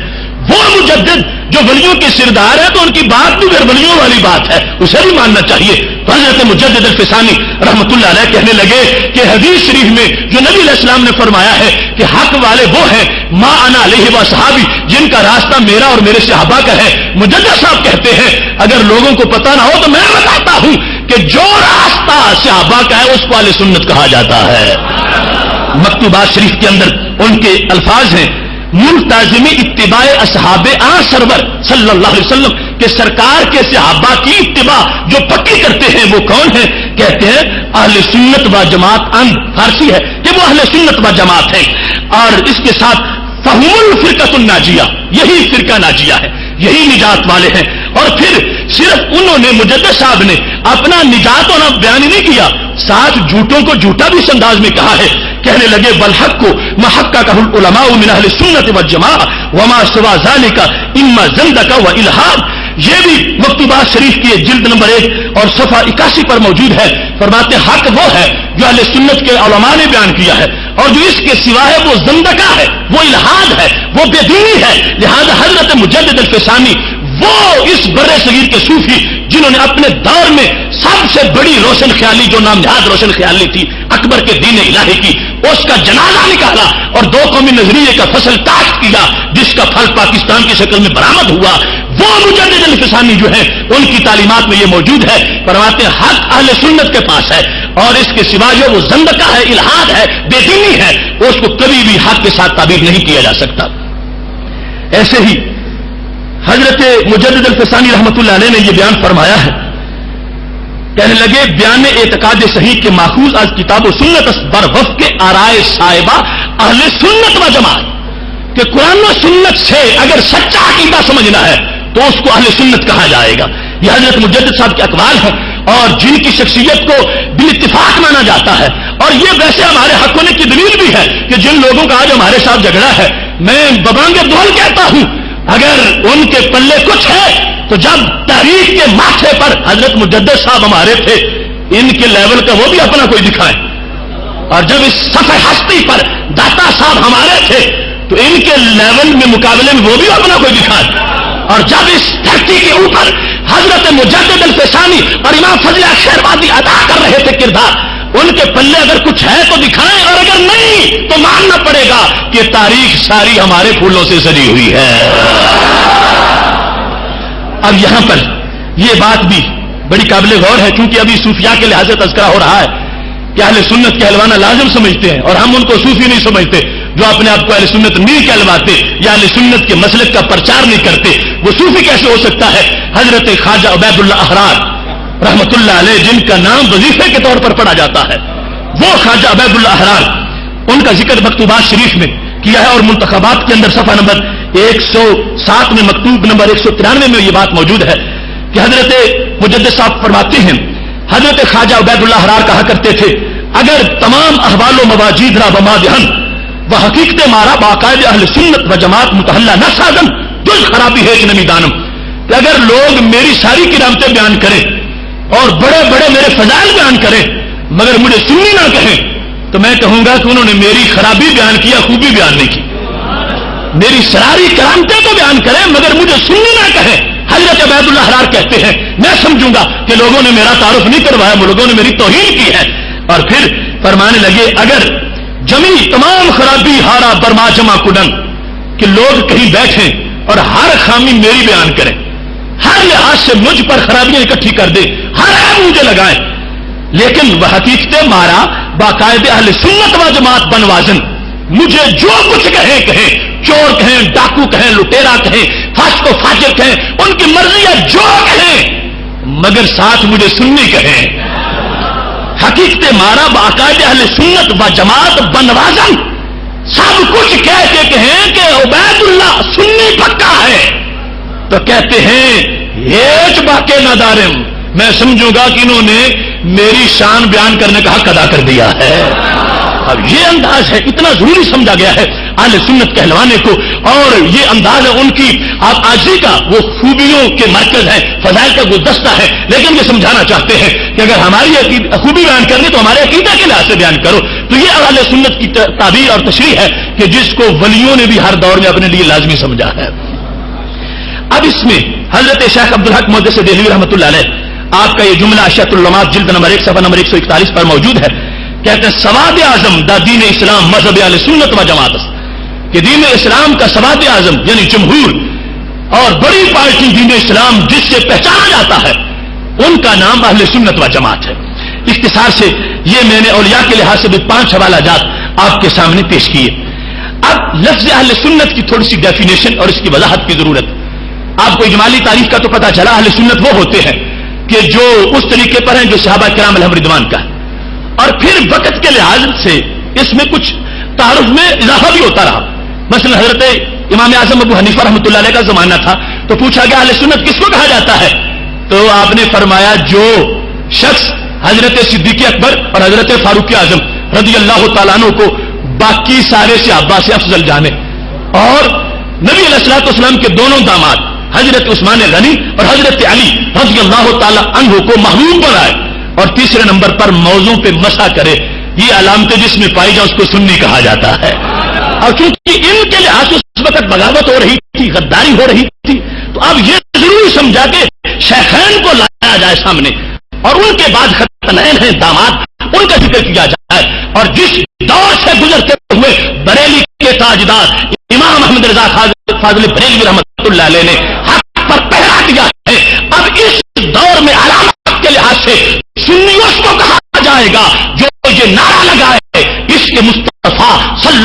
वसल्लम तो जान है, दिल का चैन है, चैन का सामान है। जिस वक्त रसूलुल्लाह सल्लल्लाहु अलैहि वसल्लम के मोहब्बत के लिहाज से इस दर्जे पे पहुंचा हुआ हो कि सरकार की जात की तरफ किसी मामूली ऐप को मंसूब करना हराम समझता हो, और उसको अगर कोई करे तो उसका रद्द करता हो, और दिल का उसका जो जज्बा है ऐसे मामले में बड़ा उठता हो, उस बंदे को उर्फ में सुन्नी कहा जाता है। मोहतरम सामीन हजरात, अब देखिए लफ्ज़ अहले सुन्नत व जमात, इसमें बड़ी वजाहतें हैं। आज जुमा का दिन भी है, इस बात से हमारे पास गुंजाइश है, मौजू बड़ा तवील है और कुछ ही बयान हो सकेगा। अब यहां पर वैसे अमूमी तौर पर बंदा सोचे तो सुन्नत से फर्ज का मर्तबा बड़ा है, फराइज ज्यादा जरूरी होते हैं, सुन्नत उस मुकाबले में थोड़ी जरूरत होती है। तो जो बड़ी जरूरी चीजों नाम उसके लिहाज से होना चाहिए था, यानी हमारा नाम होता अहले फर्ज व जमात, लेकिन हमारा नाम अहले फर्ज नहीं, अहले सुन्नत। ऐसे सुन्नत से तो वाजिब का मर्तबा भी बड़ा है, तो होता अहले वाजिब व जमात, तो हमारा नाम अहले वाजिब व जमात नहीं, अहले सुन्नत व जमात। और ऐसे ही सुन्नत के मुकाबले में तो कुरान का मर्तबा बड़ा है, तो होता अहले कुरान व जमात, हमारा नाम अहले कुरान व जमात नहीं, अहले सुन्नत व जमात है। आखिर इसका सबब क्या है? तो मोहतरम सामीन हज़रात, सबब यह है कि लफ्ज़ सुन्नत ऐसा लफ्ज़ है कि इसके सिवा बाकी कोई लफ्ज़ सारी जरूरतें इस मकाम पे पूरी नहीं करता। क्यों? फर्ज जो है वो फराइज को तो शामिल है, सुन्नत को शामिल नहीं है, लेकिन यहां पर लफ्ज़ सुन्नत जिस माने में बोला जा रहा है वो सुन्नत को भी शामिल है, वाजिब को भी शामिल है, फर्ज को भी शामिल है। सुन्नत से मुराद ये नहीं है कि जो फर्ज के मुकाबले में हो कि ये फर्ज है ये सुन्नत है। हजरत शेख अब्दुल हक मुहद्दिस देलवी रहमतुल्लाह अलैह ने लुमात में कहा, सुन्नत से मुराद यहां पर है तरीक़तुल मसलूका फिद्दीन, अत-तरीक़तुल मसलूका तो फिद्दीन। मतलब क्या बना? सुन्नत से मुराद है शरीयत, सुन्नत से मुराद है दीन।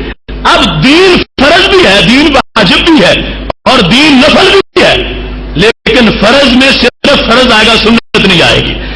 फर्ज में फर्ज आएगा, वाजिब नहीं आएगा।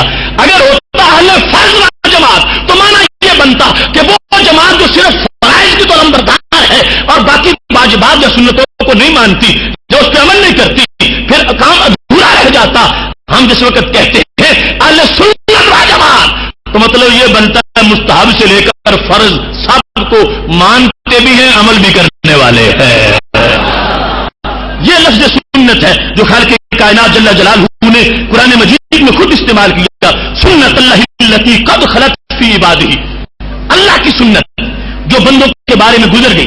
तो अब इस सुन्नत से मुराद फर्ज वाला माना नहीं कि जो फर्ज के मुकाबले में सुन्नत हो, इससे मुराद अल्लाह का तरीका। तो सुन्नत इलाही जिस माने में इस्तेमाल हुआ है वो फराइज को भी शामिल, वाजिब को शामिल, सबको शामिल। इस वास्ते हम अपने आप को अहले सुन्नत कहते हैं, अहले फर्ज, अहले वाजिब या अहले नफल नहीं कहते। ऐसे ही कुरान का लफ्ज उसके मुकाबले में जो सुन्नत है उसका और मफहूम है, और अहले सुन्नत व जमात में जो लफ्ज सुन्नत है इसका और मफहूम है। अहले कुरान होता तो फिर उसमें बिलखुसूस सुन्नत का तज़किरा ना आता, बरहरास्त बिलवास्ता बनता। लेकिन जो सुन्नत का मतलब हम ले रहे हैं और जो मशाइख ने दिया है, तो मतलब क्या होगा? इस सुन्नत में सुन्नत भी है, कुरान भी है।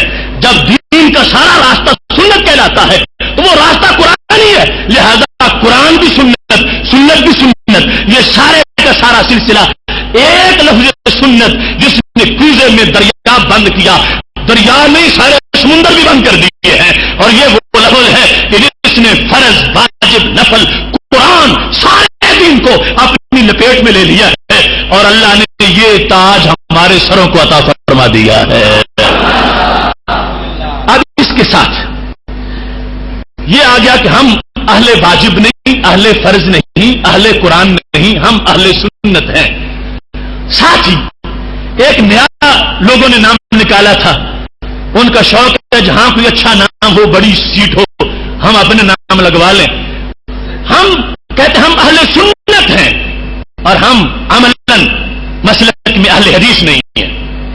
ہم اہل سنت ہیں, ہمیں امتیاز کی ضرورت ہے کہ جیسے ہم اہل واجب نہیں, اہل فرض نہیں, اہل قرآن نہیں, ایسے ہی ہم عوامی طور پر مسلک کے لحاظ سے اہل حدیث بھی نہیں. اہل حدیث وہ بنے گا جو 25 سال حدیث پڑھے گا اور ماہر بنے گا. اس امام کو اہل حدیث یا سابق حدیث کہا جائے گا. جس شخص کو حدیث کی قسموں کے نام بھی نہ آتے ہو اس کو اہل حدیث کہنا یہ سب سے بڑا ظلم ہے. اس واسطے ہم اس نقطے پہ قائم ہیں جس میں ریڑھی لگانے والا بھی نام اپنا لکھوا سکے. اب ریڑھی لگانے والا سنی تو ہو سکتا ہے مگر محدث نہیں ہو سکتا, کیونکہ وہ کام کرتا اس کو دین کا پتہ نہیں. جو محدث والے حدیث تو وہ ہوتا ہے. اس واسطے ہم بھائیو اہل سنت ہیں اور اہل حدیث نہیں ہے. اس واسطے کہ اہل حدیث علمی مرتبہ ہے. جس طرح مفسر کو اہل تفسیر کہا جاتا ہے اور جس طرح صرفی کو اہل صرف کہا جاتا ہے اور صوفی کو اہل تصوف کہا جاتا ہے, اسی طرح ہی جس نے حدیث میں عمر گزاری ہو اس محدث کو اہل حدیث کہا جاتا ہے. کیونکہ حدیث اور سنت میں فرق ہے. حدیث اور چیز ہے, سنت اور چیز ہے. سنت طریقۃ المسلوکۃ فی الدین اور حدیث کیا ہے؟ ہمارے محبوب علیہ الصلوۃ والسلام کا قول, فعل اور تقریر. آپ کا فرمان, آپ کا اپنا کیا ہوا کام یا آپ کے سامنے کیا کہ آپ خاموش رہیں. حدیث جو ہے اس میں امت کے لیے ضروری نہیں کہ جو حدیث ہو وہ سنت بھی ہو. اب حدیث جو ہے اس میں آپ کو یہ ملے گا محبوب علیہ الصلوۃ والسلام کے کئی فرامین. اب ارینا والوں کا پیشاب پینا بخاری میں ذکر ہے, وہ حدیث تو ہے مگر سنت نہیں ہے. 4 سے زائد شادی کرنا نبی علیہ السلام کی وہ حدیث سے ثابت تو ہے مگر وہ امت کے لیے سنت نہیں ہے. اگر کوئی بندہ اپنے آپ کو عملاً اہل حدیث کہتا ہے تو ممکن ہی نہیں کہ وہ بن سکے, کیونکہ حدیث متروک بھی ہے, حدیث میں تخصیص بھی ہے, حدیث میں امتیازات بھی ہے. وہ ہر ایک کے پاس کی بات ہی نہیں ہو سکتی. اور اگر کہتے علم کے لحاظ سے تو ہر بندہ علم کے لحاظ سے بھی اہل حدیث نہیں ہو سکتا. ان کے بڑے بڑے جو ہیں وہ اس لائق نہیں ہے کہ ان کو محدث کہا جا سکے اور ریڑھی لگانے والے کیسے ہو سکیں گے. اس واسطے یہ نام ہے جو عوامی مسلک اور عقیدے کی پہچان کرواتا ہے جس کو اہل سنت کے ساتھ تعبیر کیا جاتا ہے. یہ سبب تھا کہ میرے محبوب علیہ السلام کی وہ حدیث ابو داؤد میں بھی ہے, ترمذی میں بھی ہے. کیا فرمایا؟ علیکم بسنتی و سنت الخلفاء الراشدین, تجھ پر میری سنت لازم ہے اور میرے خلفاء کی سنت لازم ہے. یہ نہیں فرمایا کہ تجھ پر میری حدیث لازم ہے. علیکم بسنتی, تجھ پر میری سنت لازم ہے. کیونکہ سنت تو وہ ہے کہ جس کی رجسٹریشن عمل کے لیے کی گئی ہے کہ یہ کام عمل کے لحاظ سے یہ رستہ ہے. اور حدیث تو محدث وہ بھی پڑھے گا جو متروک ہو گئی تھی, وہ بھی پڑھے گا جو منسوخ ہو گئی تھی. محدث تب بنے گا جب ساری آتی ہوں گی. لہذا حدیث علمی شروعات ہے, وہ خاص لوگوں کے لیے ہے, وہ محدث کے لیے ہے اور عمل کرنے والے کے لیے سنت لازم ہے. اور اس وجہ سے جو سنت پہ عمل کرتا ہے اس کو اہل سنت کہا جاتا ہے. محتشم صاحب حضرات, اب یہاں یہ بات بڑی تفصیل کے ساتھ میں عرض کرنا چاہتا تھا لیکن ٹائم تھوڑا ہے. مقدمہ ابن صلاح اصول حدیث کی مشہور کتاب ہے. اب اس میں دیکھو جہاں پر قبول حدیث کا ذکر ہو رہا کہ کس کی حدیث قبول کریں گے کس کی نہیں کریں گے, وہاں وہ کہتے ہیں وَمِمَّنْ ذَكَرَ ذَلِكَ مِنْ أَهْلِ الْحَدِيثِ ابو بکر الخطیب کہ جس نے یہ قانون بیان کیا ہے اہل حدیثوں میں سے, ان میں سے ایک خطیب بغدادی ہے. اب خطیب بغدادی کو ابن صلاح نے اہل حدیث کہا, حالانکہ وہ شافعی ہے, وہ مقلد ہے, امام کا مقلد ہے, شافعی ہے, لیکن اہل حدیث کہا. کیوں؟ انہوں نے 30 جلد میں ایک ایک فن کی حدیث کی کتاب لکھی ہے. ان کا مقام ہے, ان کا مرتبہ ہے. اور یہی خطیب بغدادی اس کی کتابیں کچھ لوگ ایک CD میں اٹھایا پھرتے تھے اور ان پر اعتراض کر رہے تھے, حالانکہ ابن صلاح نے تم کو اہل حدیث کہا ہے. اگر اہل حدیث ہے تو پھر ان پر وہ خود بھی اعتراض کیوں کرتے ہیں؟ اہل حدیث اس لیے کہا کہ اگر گننا چاہو گے کہ کس نے حدیث پر سب سے زیادہ کتابیں لکھی ہیں تو تمہیں خطیب بغدادی کا نام چمکتے ناموں میں نظر آئے گا. ایسا اہل حدیث ہوتا ہے, ایسا اصحاب حدیث ہوتا ہے. اور ایسے ہی اس کے سوا میں پورے وثوق سے کہہ رہا ہوں، جامع ترمذی میں درجنوں بار یہ لفظ آیا ہے، قال اہل الحدیث اور قال اصحاب الحدیث، درجنوں بار امام ترمذی نے یہ لفظ استعمال کیا ہے، اور ایک بار بھی امام ترمذی نے کسی جاہل کے لیے نہیں، امام کے لیے استعمال کیا۔ اب جامع ترمذی سیاستہ میں سے انہوں نے لفظ اہل حدیث استعمال کیا اور اصحاب حدیث، اور کہا جہاں ایک طرف ان کی رائے ہے اور دوسری طرف ایک اور امام کی رائے ہے، اور اماموں کی بات کرتے وقت ایک امام کو اہل حدیث سے تعبیر کر رہے ہیں، تو انہوں نے کہا قیامت تک کے لیے اہل حدیث جس کو بننا ہو تو وہ گھر 25 سال کے لیے چھٹی کر کے نکلے اور پڑھے، اور پھر جا کے عمل کے لحاظ سے پھر بھی اہل سنت ہوگا، لیکن اپنے منصب کے لحاظ سے اس کی سیٹ اہل حدیث کی بن جائے گی، اس کو حدیث میں بات کرنے کا اللہ نے شرف عطا فرما دیا ہے۔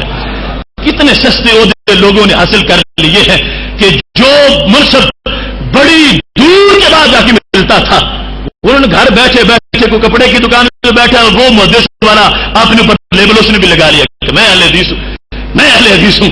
احمقوں کی کیا کمی ہے صاحب، ایک ڈھونڈو 1000 ملتے ہیں، یہ صورتحال بنی ہوئی ہے۔ ایسے معاملے کے اندر یہ امام ترمذی کا جو قول جامع ترمذی میں، اس کو بھی میں پیش کر رہا ہوں کہ انہوں نے یہ غیر لطو خیروں کے لیے اور ریڈیو لگانے والوں عام لوگوں کے لیے اہل حدیث کے لفظ کو معاذ اللہ استعمال کر کے اس کو بس جیب نہیں بنایا، انہوں نے صرف اس کا استعمال ان لوگوں کے لیے کیا ہے جن کو اللہ نے فن حدیث میں کمال عطا فرمایا ہے۔ اب یہاں پر ایک ان کے گھر کی بات بھی بڑی ضروری ہے۔ 1926 میں ایک کتاب چھپی تھی روپڑ سے، روپڑ ایک علاقہ ہے جہاں کے رہنے والے روپڑی ہوتے ہیں، تو وہاں سے یہ کتاب چھپی، اس کا نام ہے اہل حدیث کی تاریخ۔ اب اس میں انہوں نے 21 تاریخیں اہل حدیث کی ہیں۔ اب جس نام کی کسی ایک تاریخ پر کسی کو یقین نہ آتا ہو، اس کی حقیقت ان میں کیا موجود ہوگی؟ اب ہمارے سنت اور ہمارے نزدیک جامع معنی تاریخ ہے، ما انا علیہ واصحابی، اس کتاب میں ان کے نزدیک انہوں نے 21 تعریفیں اہل حدیث کے لفظ کی ہے، اور 21 تعریفوں سے بھی دل مطمئن نہیں ہوا، اور بولی دی تھی انہوں نے 1924 میں، انہوں نے کہا تھا کہ ہم 10,000 روپے انعام رکھ رہے ہیں، کوئی بندہ اہل حدیث کی سچی تعریف کر کے ہمیں دے۔ 10,000 انعام اعلان کیا گیا تھا 1924 میں، اور 26 میں یہ کتاب چھپی اور 21 تاریخ اس میں کی گئی، مگر پھر بھی وہ اپنے گھر کا پورا تعارف نہ کروا سکے۔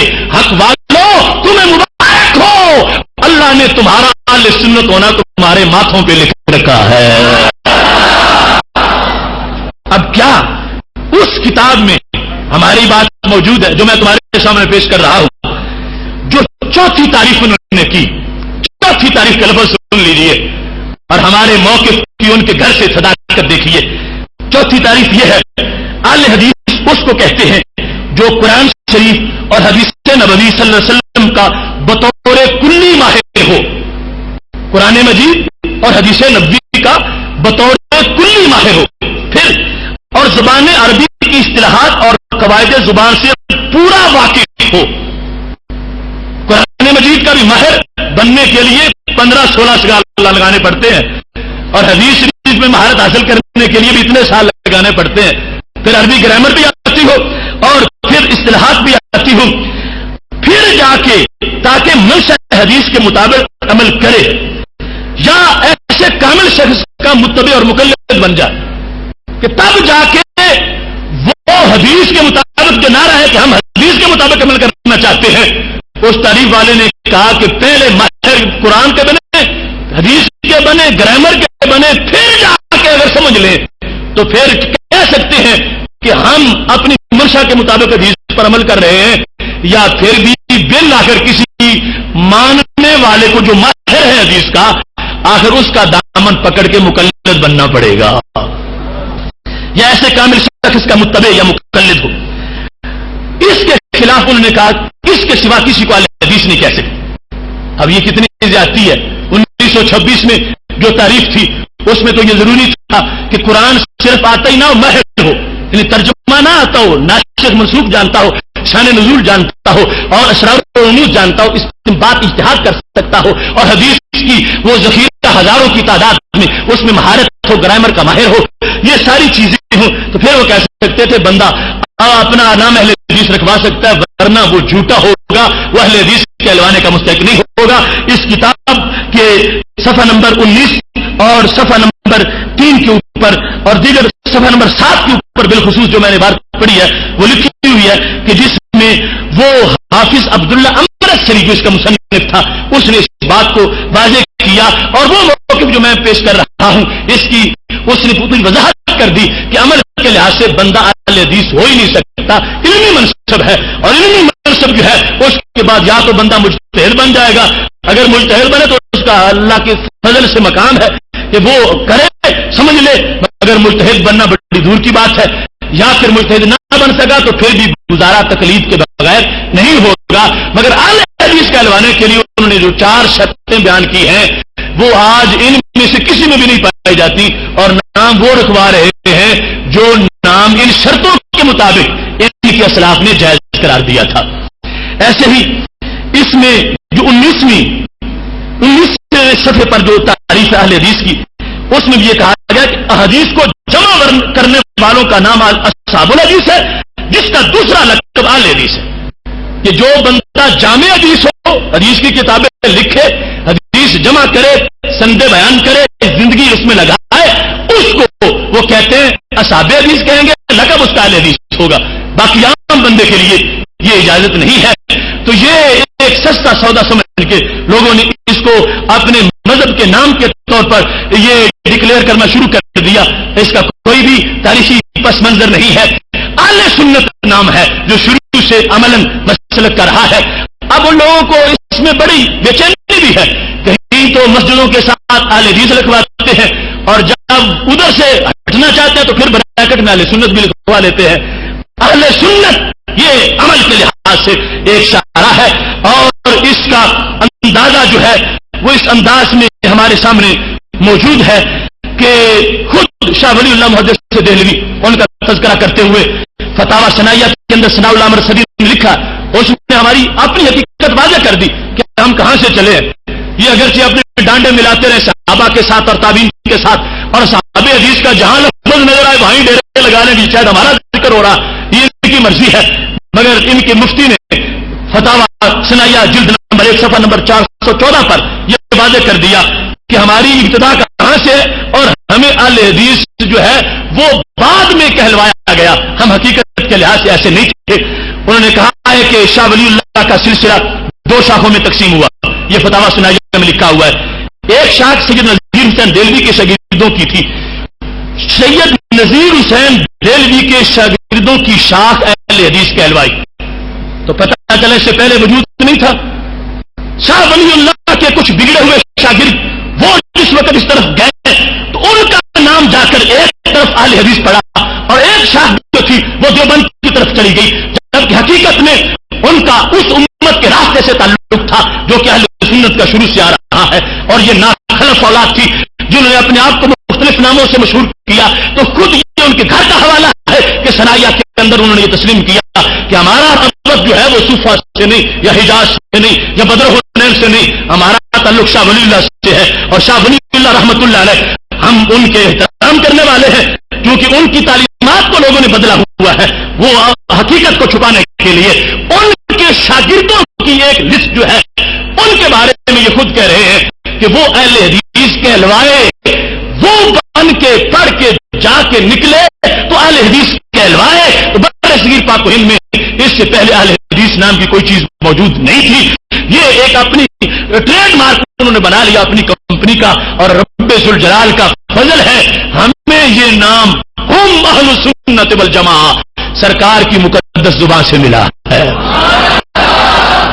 محتشم سامعین حضرات، اب موضوع پھر بھی بڑا طویل ہے، میں اپنے کلمات کو اس پر ختم کرنا چاہتا ہوں کہ تفصیل کا اب مزید وقت نہیں رہا، لیکن ایک بات بڑی ضروری ہے، وہ بات حضرت شیخ عبدالحق محدث دہلوی رحمۃ اللہ علیہ نے ایک مقام پر کی، لفظ اہل سنت کے بارے میں کہنے لگے کہ یہ اہل سنت کا نام اگرچہ متعارف بعد میں ہوا، لیکن اہل سنت کہا اسی کو گیا کہ جو پہلے صحابہ کا عقیدہ تھا.